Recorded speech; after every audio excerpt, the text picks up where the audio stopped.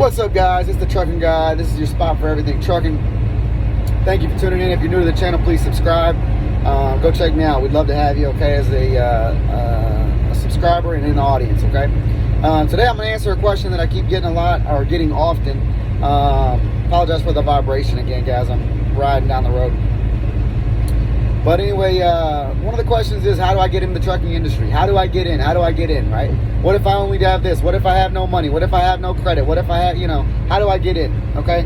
It's easy, guys. The fastest way is they're looking for drivers everywhere. You got to get in at the entry level. Get in at the driving level. And this doesn't matter, your age. You got to be over 21 to drive throughout the country. Under 21 is in your state only, I believe. But it doesn't matter if you're male, female, short, tall, whatever, where you're from. What your barriers are. Just get in with a company. There's a million different training companies, that the big conglomerates, that'll help you get your CDL. They'll pay for it. They'll train you. They'll let you drive a truck, and they'll pay you while doing it. And then you'll get in and start making money. Now, you're not getting the best money right off the jump, right off the bat. Why is that? Because you got to put your time in.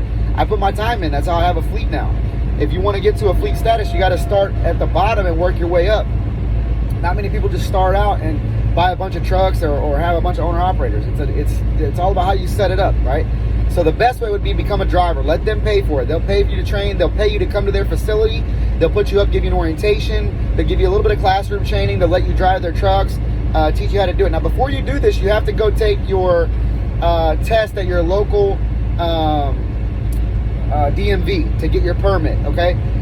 If you're going to do Class 8 tractor, semi, which is what you want to do, you want to go down and take your combination, your general knowledge, your air brakes, potentially your tanker, whatever else you might want. You got to go get a medical card.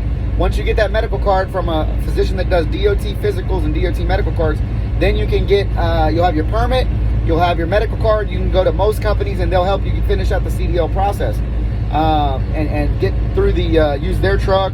They have training, facilities, the whole nine, right?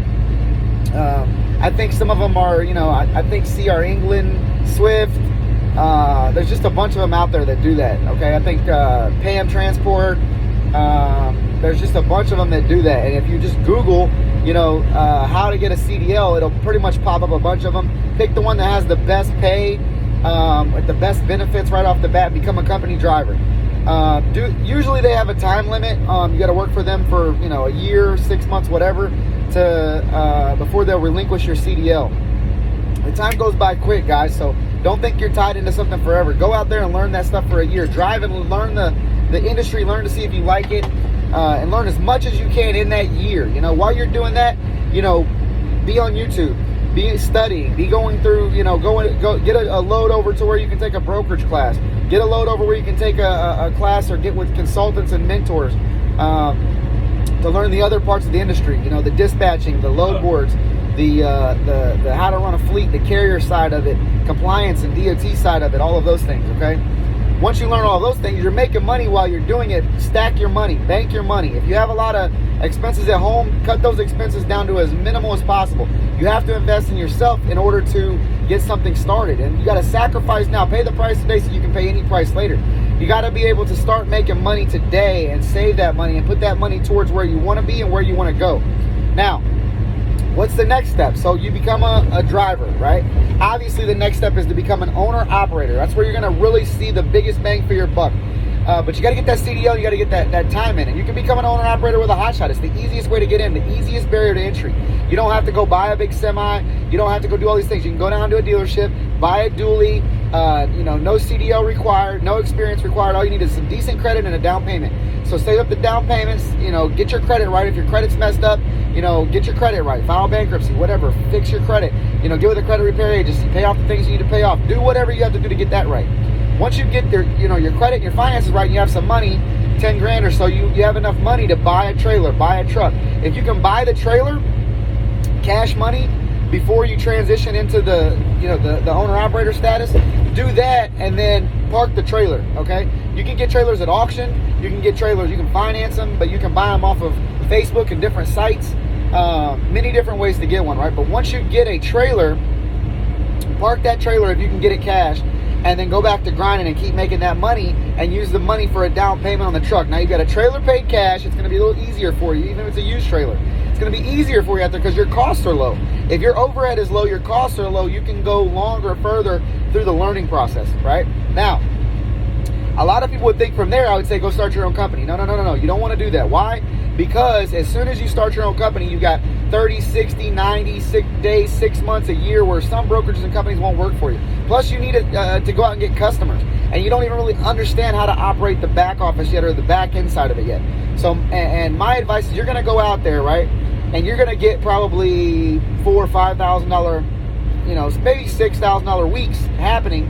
And you're going to have some tickets and some things pop up and other incurred expenses that you're going to have to pay when starting your company. It's too expensive, too costly, too burdensome to start that right off the bat with very little money, okay? So become an owner-operator, which means own the truck, own the trailer, lease your truck and trailer and yourself to another company like myself or anybody else. I'm not just trying to sell myself. There's a lot of good companies, guys. I have a lot of friends that have companies, family members that have companies. There's a lot of good ones out there, okay? So you can get with one of them, right, and have them handle the back office, the compliance, the dispatch, the tough things, right? Maybe get with one that'll allow you to grow, allow you to dispatch your own loads, do things like that.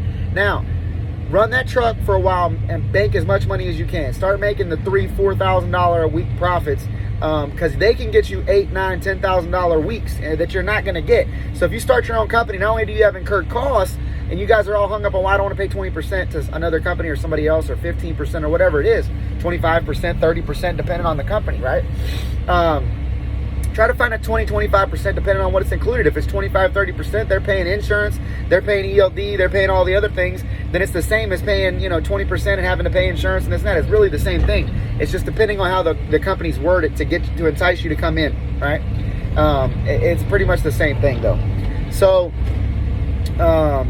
if you get to become an owner operator, right, now you're at the next, that's like the best phase to be at, because you can just bank money.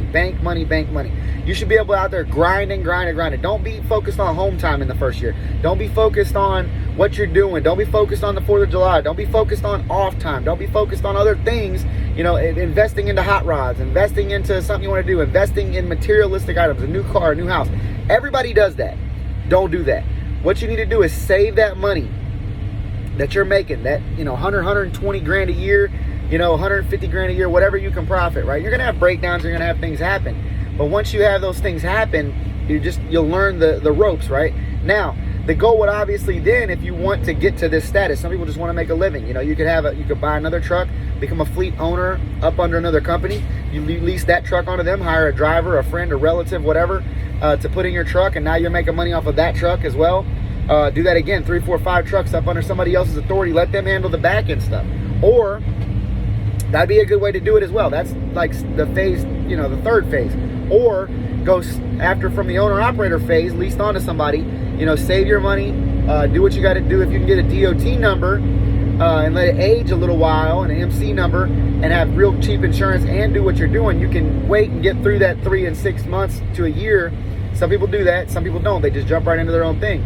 But you got to realize, if you're gonna start your own thing, not only are you gonna make less money, probably about 20% less than a seasoned company, you have a lot more expense, a lot more expenditure. Plus, you're gonna get hit with the hard insurance rates for the first 3 years.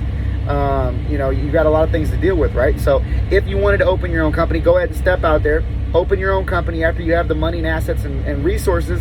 Once you've made the money from an owner operator perspective, driving the truck all around the country, you get to see the country, learn the lanes, learn dispatch, learn what it's like to live in and out of truck stops and things like that, and you really understand that part of the industry. Once you do that, now let's go out and start your own company. Get your own MC if you haven't already got one, and let it age. You got your own MC, you start with your truck. It's easier to start with your truck than it is to rely on somebody else's truck, like an owner operator when you first start, or buying a truck and putting a driver in it. That's very difficult. A lot of moving pieces there, guys.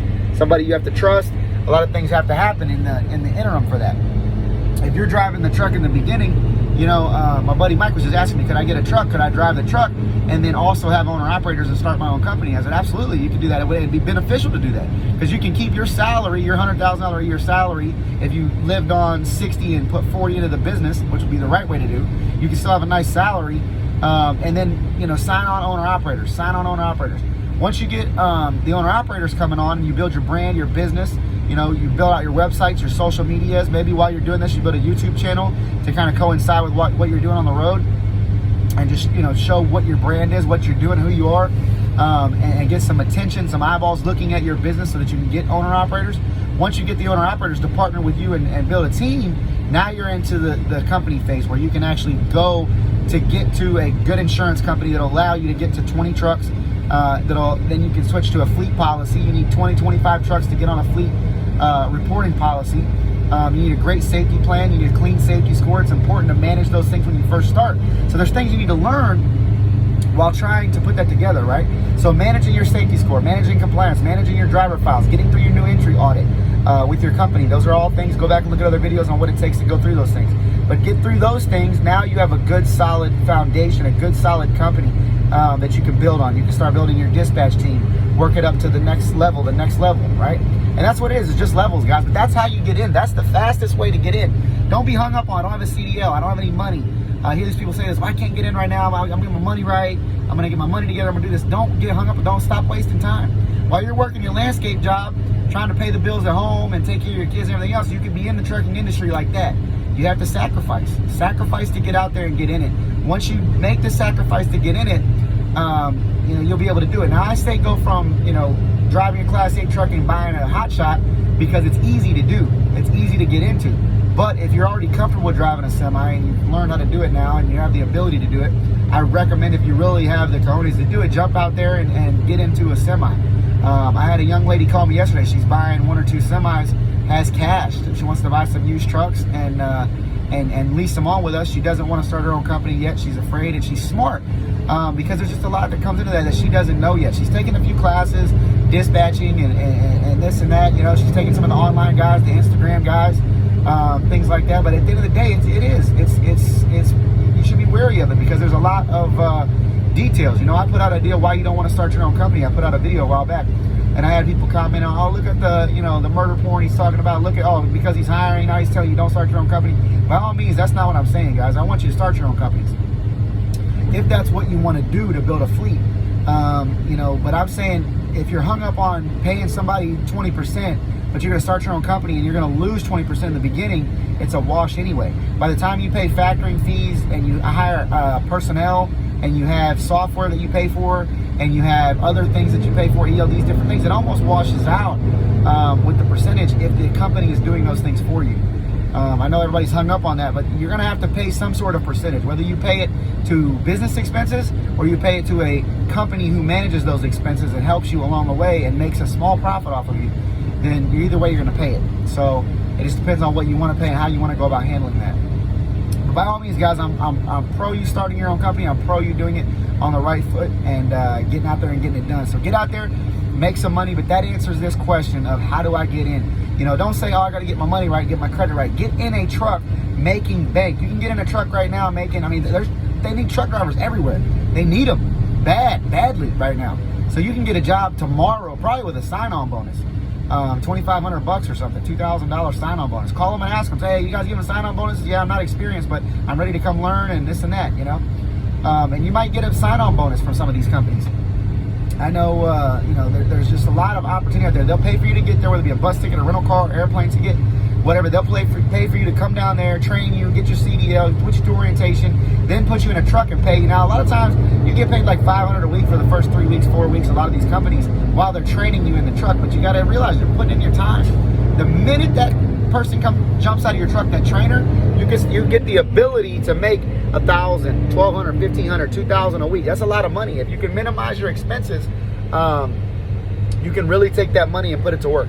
So that's my recommendation, guys, is get out there, get in the industry, you know, learn what you got to learn, know what you got to know, start at this point and work your way up. You know, you can't start here from the top down. It just doesn't work that way. Nothing works that way. You have to put your time in, you got to grind. So if you're willing to do that, you can get into the trucking industry tomorrow. Literally, you can have somebody hire you. You can probably get on there tonight.